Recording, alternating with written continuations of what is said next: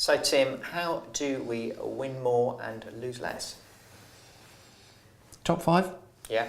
Okay. My starting point, absolutely fundamental, is being more selective, working out the work that you really want to win and that you have a good chance of winning, and focusing on that and investing in that rather than casting the bread on the water much more thinly.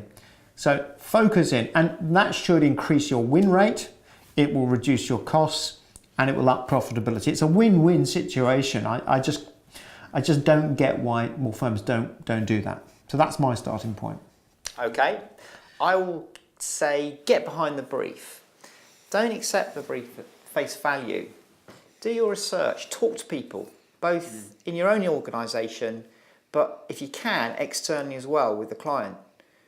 Once the RFP comes in, actually one of the very first things you should do is contact the client, if for no other reason, out of courtesy, but also to find out a little bit more information.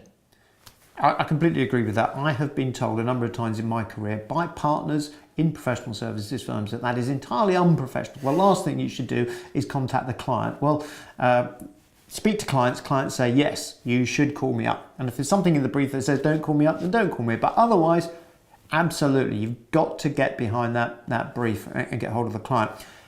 Number 3 for me follows on from that, and that is develop a plan. What's the strategy going to be? Not just we want to win this, but how? What are the steps that we need to implement in order to win this?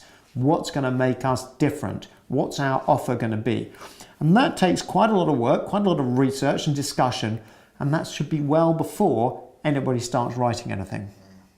And on that point, I think my number 4 is get a professional writer in.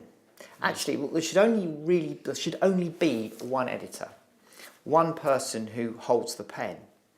Very often these particularly the larger pitches, the complex ones, you'll have a multitude of different people who need to play a part, but there needs to be just one editor, and that editor should be a professional who knows what they're doing, who can write clear and concise, absolutely on point messages. And it's a sales document, isn't it? It's not a legal document, It's not an accountancy document, so we don't need those skills. What we need here is somebody who can communicate well, and if they don't, then you could lose it at the first hurdle.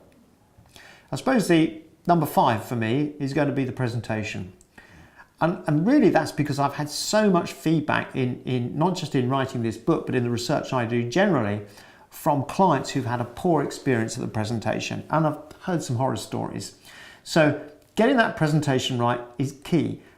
And yet to me, the evidence is that professional services firms invest the least in this area, which is arguably the most important. This is where it's going to be decided. This is where the client's going to think, can I work with these people? Do I trust them? Do I get on with them? Are they going to deliver? That's at the presentation stage.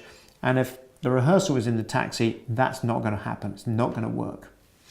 So it's rehearse, rehearse, rehearse. Absolutely.